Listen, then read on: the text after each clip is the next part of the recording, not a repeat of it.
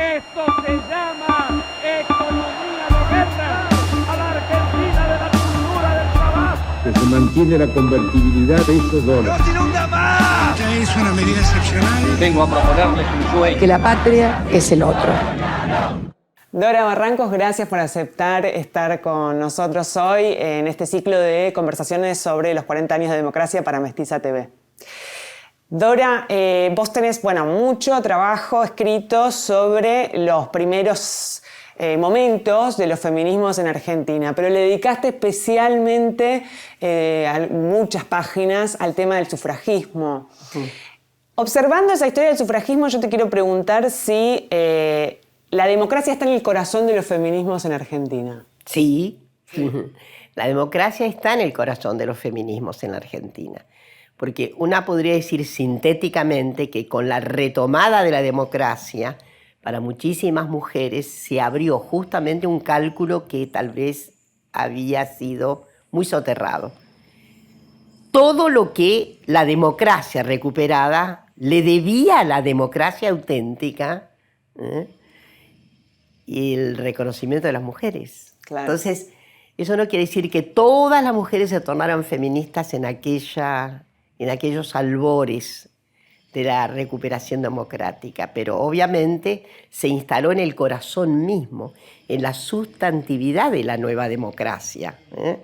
Entonces, no hay ninguna duda de que efectivamente hay ahí una relación inescindible entre vida democrática y reconocimiento equitativo de todos los seres que constituyen nuestra nación y el reconocimiento de que había una deuda histórica, y esa deuda histórica en realidad es la deuda que tiene que ver con el primer emergente de la desigualdad, hablando en general planetariamente. El primer emergente de la desigualdad humana es el emergente de la división de géneros. Entonces, imagínate el significado que tiene recuperar el terreno de la democracia, de los derechos humanos. Obviamente era justamente reatar ese significado apagado, opacado, enterrado de alguna manera, acerca de por dónde estaba la democracia que queríamos, una democracia igualitaria, al menos formalmente igualitaria desde el punto de vista sexogenérico. Me gustaría que conversemos ahora un poco sobre la transición. Vayamos al momento de la transición democrática, porque muchas veces se habla de Madres de Plaza de Mayo y del feminismo como dos actores completamente diferentes. Eso obviamente tiene una lógica histórica y política. De hecho, son dos actores políticos que muchas veces entran en tensión. No te quiero preguntar por esas tensiones, sino algo muy puntual, que es por el rol de las Madres de Plaza de Mayo desde una perspectiva feminista. Es decir, ¿cuál es su rol en el contexto de la democracia desde una perspectiva feminista? No digamos más en general, sino desde esa óptica. No puede ser nada más paradójico, extraordinariamente paradójico y exuberante en el significado transhistórico que va a tener el movimiento de madres y abuelas. Digo, la paradoja de haber hecho todo ese movimiento, como ellas querían, con una cierta asepsia política. Ellas querían una cierta asepsia política. ¿Para qué? Para que los genocidas, por lo menos no las tuvieran en el foco brutal de la represión, ¿no? Entonces, esa asepsia ha sido muy comentada. Dos, entre esas asepsias también la asepsia cualquier otra significación adherente feminista, ni pensarla. Sin embargo, ustedes saben lo que ocurrió. Fueron seguramente el acontecimiento político más extraordinario del siglo XX. Claro. Entonces, no importa que las actoras a su cometido lo quieran aséptico, apolítico. El resultado es de una politización extraordinaria. Totalmente. Bueno, lo mismo ocurre con su no adhesión en general al feminismo, pero sí, luego devinieron feministas. Allí hay entre las madres hay muchas que se tornaron militantes feministas. Claro. ¿no? Algunas madres, bueno, se dieron cuenta de que esto era un renglón muy importante en la vida social, era una arena de enorme significado, aunque no hubo una adhesión militante como feministas, ¿no? Pero lo notable es esto que siempre hemos dicho: si hay una construcción del sentido, una construcción del sentido fundamental de incorporar las mujeres a la historia, lo puede dar en sí mismo el movimiento de madres y abuelas. ¿no? Totalmente. Porque es arrasador respecto de qué, de los presupuestos angostos, mediocres y torpes del patriarcado, débiles, situadas solo en la esfera doméstica. Ahí hay, la politización de lo doméstico es extraordinario, ¿no? No fue la primera vez que ocurrió en el mundo. Sí. Muchísimas revoluciones transitaron por la vida doméstica. Eso no quiere decir domesticidad de las actores y actrices. Hace poco se ha presentado un libro precioso sobre las mujeres en la resistencia peronista, ¿no? Claro. Bueno, muchas cocinas eran laboratorios de resistencia, ¿no? Hay una relación también, bueno, ahora se habla mucho de eso, de la relación entre los pañuelos blancos y los pañuelos verdes también, ¿no? El pañuelo verde, digamos, simbólicamente, obviamente, está inspirado en el pañuelo blanco. Sí, hay una asimilación, felizmente hay, sobre todo lo que es, me parece que lo que tiene un trazado más hegemónico es la asimilación. La asimilación, sí. Me parece que eso es como indiscutible, que los pañuelos verdes se hayan inspirado y hayan sido colocados en la misma tradición simbólica y política del pañuelo blanco, ¿no? Parece que eso le da una fuerza muy particular a la lucha de las mujeres en nuestro país, ¿no? En fin, yo pienso que esto ha sido de balance muy positivo si pensamos en todos los dolores de parto que significó retener la democracia en nuestro país, ¿no? Momentos de mucha avería, momentos de mucha tensión, momentos muy difíciles, ¿no? Momentos de sublevaciones y demás, y que pudimos sortear, y momentos muy duros de inflexión, de regresión de los derechos, las zonas. Ahora están un poco, digamos, discutidos, ¿no? Sobre todo, digamos, creo que una observa, no sé, por ejemplo, la propaganda, yo la otra vez lo vi en el oeste, digamos, en la zona oeste, la propaganda muy de derecha, digamos, muy en contra del feminismo, digamos, apunta mucho, ¿no? a ese objeto, la ideología de género, bueno, eso me gustaría. Bueno, Daniela, porque yo creo que aquí lo que tenemos, lo he venido diciendo, he escrito sobre eso y voy a repetirme, bueno, la novedad que tienen las derechas, primero es su originalidad todavía mayor en ser más derechas, ¿no? Las derechas se han ido tornando ultristas. Este es un fenómeno, no tenemos más centro. Si viviera el querido Torcuato Di Tella, que siempre manifestó la idea de que en este país tenía que haber centro de derecha, el centro es una operación ahí de centro que puede ser un poco hasta interesante para la sostenibilidad formal democrática. Bueno, esto se acabó. Acá lo que tenemos es una derecha que tiene todavía unas hebras, ha conseguido unas hebras fascistoides de extrema derecha, como está ocurriendo en el mundo. En el mundo las derechas han corrido hacia el ultrismo. Sobre la base creo que dos fenómenos sinergiales que para mí no pueden ser ocluidos en el análisis. El miedo y la inseguridad. Miedo e inseguridad giran a la derecha. Sí. No hay cómo, ¿no? El miedo es un generador de instancias, de instancias de falsa protección profética y de falsa irradiación de revoluciones que van a traer por el lado de la derecha. Sí, Y no voy a dar nombres acá, pero ustedes los conocen. Entonces, hay ahí una especie de encantamiento sobre sobre manifestaciones de mucho miedo y de mucho quebranto respecto de las líneas de seguridad. Cuando digo líneas de seguridad no me refiero solo a la seguridad esta convencional, asaltos, robos, etcétera. No, ya una seguridad existencial, el Sí. plano que voy a tener futuro, de que me voy a asegurar en esto, que quiero ser aquello. Hoy estamos frente a un craquelé debido justamente a las crisis societales globales que tenemos. Entonces eso anima muchísimo a un encuadramiento hacia la derecha. Yo sé que eso es pasajero, pero de todas maneras estamos como un revival de esas circunstancias. La novedad es que todos estos partidos derechizados, ultraderechizados, fascistizados, yo discuto mucho el concepto de neoliberal puesto así nomás. Bolsonaro no es un neoliberal, es un neofascista. Son dos cosas diferentes. Sí. Que se base en el mercado no lo hace liberal.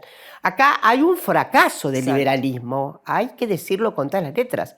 Hay un fracaso del estatuto liberal, que Sí. prometía derechos individuales y que alguna vez fue hasta más arrojado ese liberalismo, dio escuela pública, salud pública. Bueno, estamos frente a un fracaso de esto. Libertad de expresión, libertad de reunión, ¿no? Derechos Hay elementales. una abdicación del liberalismo en la Argentina. Lo que hay son esas endechas neofascistas. Entonces, la novedad es haber hecho programático lo que antes era un estado de opinión capilar. Un señor era reaccionario, era homofóbico, era transfóbico, era lesbofóbico, pero un señor reaccionario, conservador, que votaba a partidos conservadores. Ahora, la derecha ha hecho programa antifeminista. Exacto. La novedad es que ha construido programas contra los derechos. Entonces, antes, insisto, esto era un dato más o menos eventual. Existían esas coordenadas mentales retardadas en materia de derechos de las mujeres y hoy lo que existe es, lamentablemente, un programa de acción contrafeminista, contra derechos. Sí. Esto es lo grave. Pero bueno, como yo soy una optimista y redenta, pienso que tendrá corta vida. No puedo dejarme llevar por la idea de que el destino de la humanidad es la servidumbre voluntaria. ¿Qué es la democracia para Dora Barrancos? La democracia para Dora Barrancos es la posibilidad igualitaria de las personas. Esa es la democracia. Podríamos distinguir un aspecto formal de la democracia que tiene siempre alguna caducidad. Pero hay algo esencial desde el punto de vista de la tendencia que yo deseo y aspiro a un mundo mucho más equitativo, justo, redistributivo. Eso es la democracia para mí. Para mí la democracia es lo redistributivo. Justicia social y justicia de género. Eso es democracia para mí. Dora, hagamos un balance, si te parece, de estos 40 años de democracia. ¿Qué grandes hitos hubo para el feminismo? ¿Qué momentos, digamos, incluso por qué es tan importante la democracia para el feminismo, ¿no? Bueno, para la condición femenina en general, y para lo que ha significado esa condición en el repertorio de todas las luchas propuestas por los feminismos en la Argentina, hay un balance positivo. Estos 40 años, a pesar de los pesares, hemos tenido un ascenso en materia de derechos para las mujeres y para las disidencias sexogenéricas, que plantea la circunstancia argentina como yo diría, como una expresión de alto sitial, de lugar elevado. Y yo podría decir algunas cuestiones que otros países ya tenían y que nosotros ganamos en democracia, nada menos que el derecho a divorciarnos, la patria potestad compartida, el hecho de que se eliminara del derecho penal argentino algo tan ominoso como los delitos contra la honestidad, llamar el punto de vista de la honestidad ¿de quién? Del patriarca. Claro.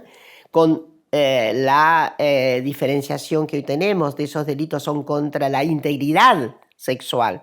Bueno, tenemos las firmas de las convenciones internacionales, eso ha sido importantísimo, tanto CEDAW como nada menos que Belén do Pará, que ha dado origen a la 26485 y sus reformas, la ley integral contra todas las formas de violencia contra las mujeres, ¿no?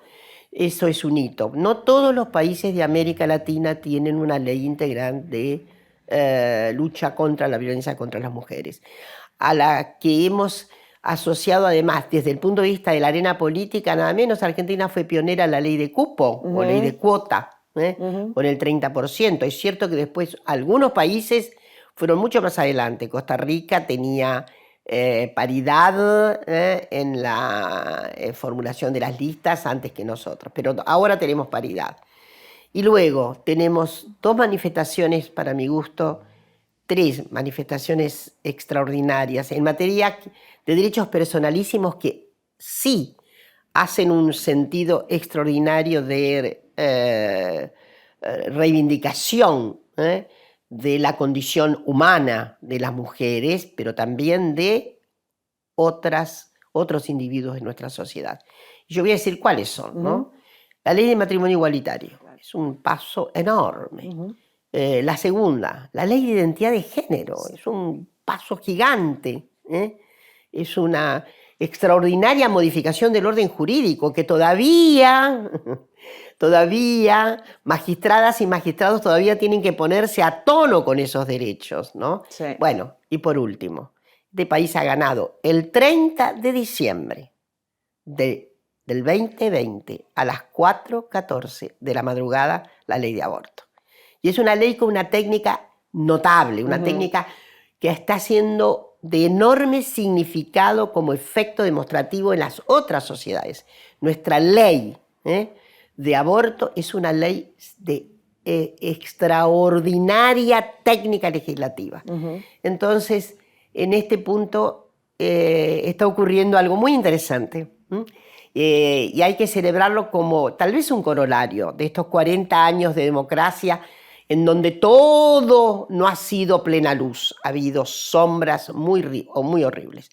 Pero bueno, hay que rescatar sobre todo la otra cuestión que devino después del juicio a las juntas y por una manifestación notablemente, digo, que tiene una sinergia también internacional, que las violaciones en los campos de concentración, en las situaciones de secuestramiento, de encarcelamiento, esas violaciones que son delitos de lesa humanidad, son tratadas por los tribunales como torturas aparte. Y la Argentina ha dado muestras de enorme importancia al tratar la violación dentro del campo concentracionario, en fin, de una situación de pérdida de libertad, y tenemos por lo menos 3 juicios muy resonantes respecto de la condena aparte a los genocidas por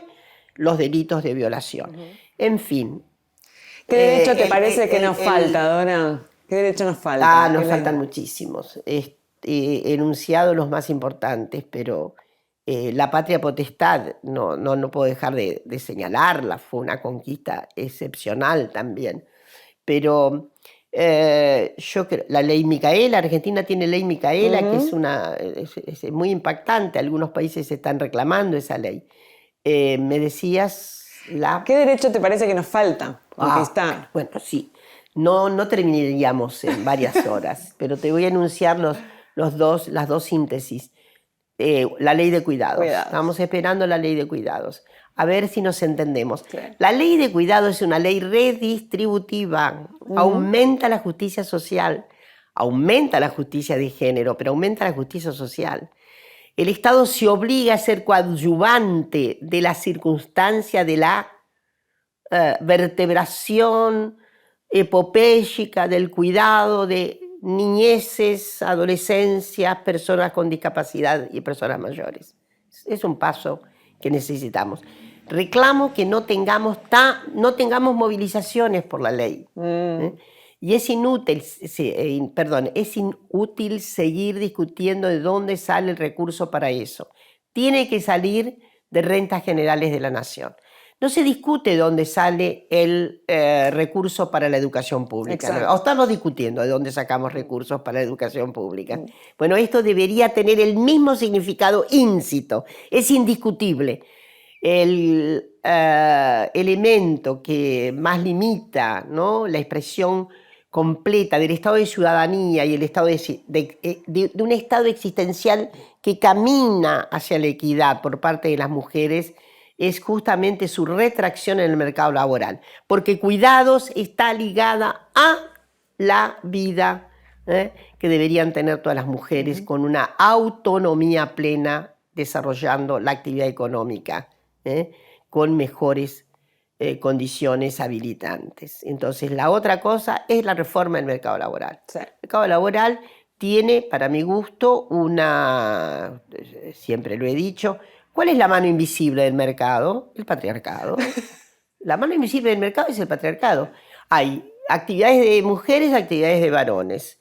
Pero qué disparate. Una mujer puede hacer cualquier actividad humana. Cualquier actividad humana.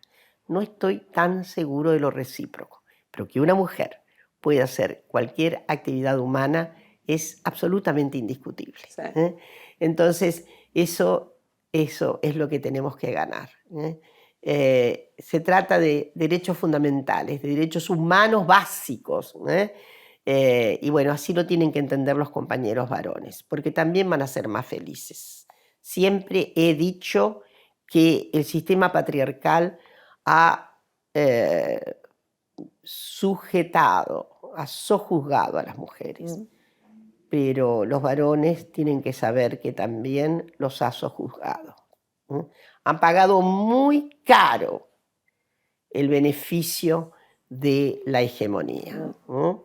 Les ha obligado una masculinidad llena de propósitos muy infelices. Entonces invitamos a actos de cordura, de sensatez, de inteligibilidad, actos de enorme comprensión de las otredades.